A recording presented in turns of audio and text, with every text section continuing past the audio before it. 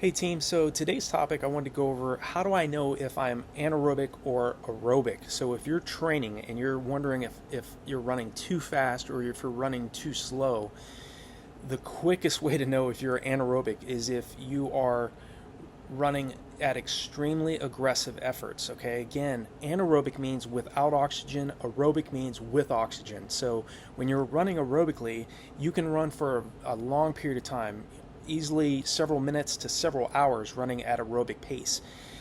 The problem with running too aerobically too often is that it doesn't prepare the athlete to sustain race pace for long periods of time. Yes, when you're running aerobically, you're going to build endurance, you're going to build overall fitness, you're going to burn fat, but when you're running anaerobically, you're running with very high amounts of lactic acid buildup. So the difference between the two, and knowing the difference between the two, is the fact that when you're running anaerobically, you're going to be able to improve your body's lactate tolerance. You're going to be able to sustain race pace for longer periods of time as long as you have been consistent over a long period of time preparing for your particular race and spending a higher percentage. Right around the world's best distance runners, middle to long distance runners, are spending between 35 and 40% of their weekly volume training at or below anaerobic threshold, and that's running at around 85 to 89% of the athlete's maximum heart rate. So of course, middle distance runners and long distance runners you see on television or competing at very high levels in sport, whether they're whether they're runners, whether they're cyclists, or other endurance type athletes, they make it look easy for a reason. They're spending a higher percentage of their time running at or training at much higher levels of their much higher percentages of their maximum heart rate. So in terms of how do you know if, this question of how do I know if I'm anaerobic or aerobic, you will definitely know if you're anaerobic if you are really struggling to handle the paces you're running at. You're obviously going to be, again, anaerobic means without oxygen, so you're going to be running at much higher intensities. You're going to be breathing much faster, much more labored, as opposed to running aerobically.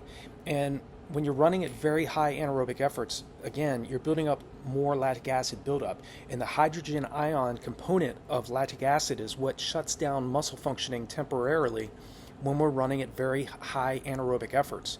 So, but the biggest problem I see with a lot of athletes is they second guess themselves. Okay, they start doubting themselves when they don't see results quick enough.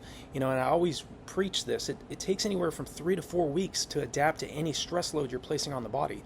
So right now, if say you're doing repeat 800s on the track and you're running 320 and you're really having a hard time with it, how many weeks have you been doing that? Okay, you got to give yourself between 3 and 4 weeks doing consistent 320 reps on the track, 3 minutes and 20-second reps for 800s on the track before you can start thinking about running 258 reps on the track. So again, you have to be patient with yourself in terms of your preparation, and don't start doubting yourself and saying that either your time's passed or somebody else is better than you. That's not the case. It's a matter of consistent action and allotting sufficient time for your body to adapt to the hard training that you're doing. And again, the notion of knowing how do I know if I'm running anaerobically or aerobically, the main way you're going to know for certain if you're running anaerobically or aerobically is just by exertion level. Okay, again, you can run for a long period of time running aerobically, but again, that being said, if you run too aerobically too often, it's only going to make you a superior long, slow distance runner. Okay, most of us, I know most of you, not all of you, but a lot of athletes out there that are maybe watching this video, you have race-specific times that you're going after. You're trying to sustain a goal, a specific race pace for a specific amount of time. So you have to train in a different way. Okay, it's not just about the physical preparation either. Mental training coupled with physical training, you're combining those two. You're visualizing, seeing yourself running at the type of level that you're dreaming about on a consistent basis. The best middle to long distance runners I've trained with also were very heavy mental trainers. They visualize themselves doing something well in advance before it actually occurred. Okay, so training physically is only part of the puzzle of creating success in middle to long distance running. Okay, training a higher percentage at anaerobic efforts each week will make you a more difficult athlete to outrun. You'll be much more prepared to handle the surges and the changes in paces that your competition is throwing at you in the race. You'll be much more confident too, because you will have pushed yourself much harder in training than you're going to get pushed in the race itself. I always say, make training the most difficult part of your preparation. The morning of the race is not the day for you to be uptight and nervous and stressed out. Okay, it's normal to have a little bit of nerves the morning of a race, but let your competitors, let the athletes that you see around you the morning of the race be uptight and nervous. Okay, if you've done your homework in training, there's nothing those athletes out there are going to be able to try to throw at you in the race that you haven't already experienced in preparation. Okay, again, I started off with very little talent myself. I worked for several years to get to a point where I could run at the elite level. Okay, and there were times where, a few times in my career, where I was able to outrun athletes that were light years ahead of me in terms of the marathon distance. Okay, when I ran 2:19:35 at the 2007 California International Marathon, the majority of the athletes that I outran that day were anywhere from 2:08 to 2:12 marathoners. The Russian that finished behind me in 5th place in 2:23, I took 4th in 2:19:35. The Russian had a PR of 2:12. The two Kenyans that finished ahead of me in 2:14 in 1st and 2nd had 2:08 and 2:10 marathon PRs. And the Canadian who finished ahead of me in 3rd place, Charles Bedley, ran 2:16. He had a PR of 2:12.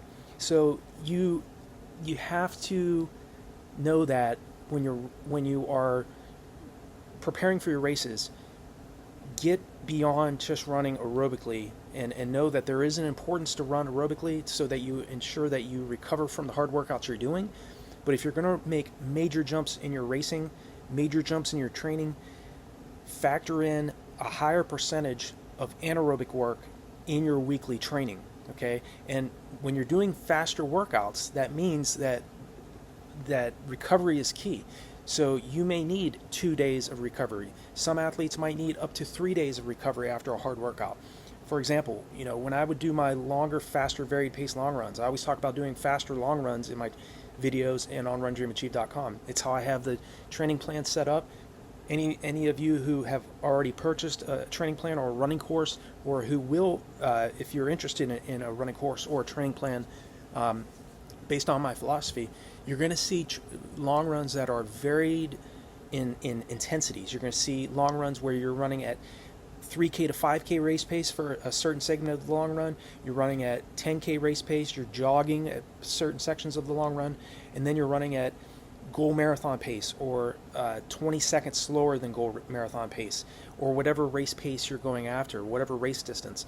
So those types of efforts take a lot out of the athlete. You're running at a very high aggressive effort for differing sections of that long run, and so that you may need 2 to 3 days. I've had times where I did need up to 3 days of recovery, of running easy and relaxed, so that I could bounce back from that hard workout, get all the physiological boosts that I wanted from that particular effort, and then be able to continue to run at fast paces. So running aerobically, the difference between running anaerobically and aerobically is aerobically you're running anywhere from 65 to 74% of your maximum heart rate, and anaerobically you're running anywhere from 85 to 89% of your maximum heart rate. So and that can go, and that's for anaerobic threshold. If you're running anaerobic at the higher levels, which is VO2 max effort, you're running closer to around 100 to up to 105% of your maximum heart rate. So I hope this answers the question of, how do I know if I am running anaerobically or aerobically? This is the difference. Aerobic running is very relaxed. It's very easy. You burn fat, you build endurance. Running anaerobically is where the race preparation really comes into play. It's the point where you're running at such a high anaerobic effort that you can't clear lactic acid fashion that's building up. So muscle functioning stops temporarily. So we have to stop and take breaks on the track or on the roads. but you continue to stress those energy systems of the body so that once you start to taper down, whether you're training for a 5K, mile, half marathon, marathon, whatever race distance you're training for, you start tapering down 10 days out from your main race, your body recovers, and then you go into your main race in 100% prepared, and you get into that peak flow state where you set a new personal best.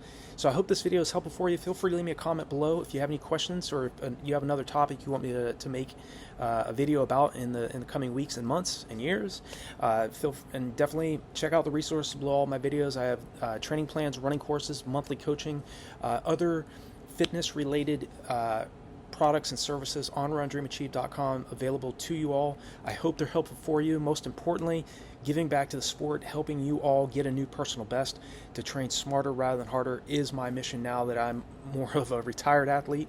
Again, I trained and raced for about 30 years. I still run now, but my focus now is on coaching and helping other athletes surpass what they think currently they can do. So I will talk to you all in the next video. I wish you all the best in your training and racing.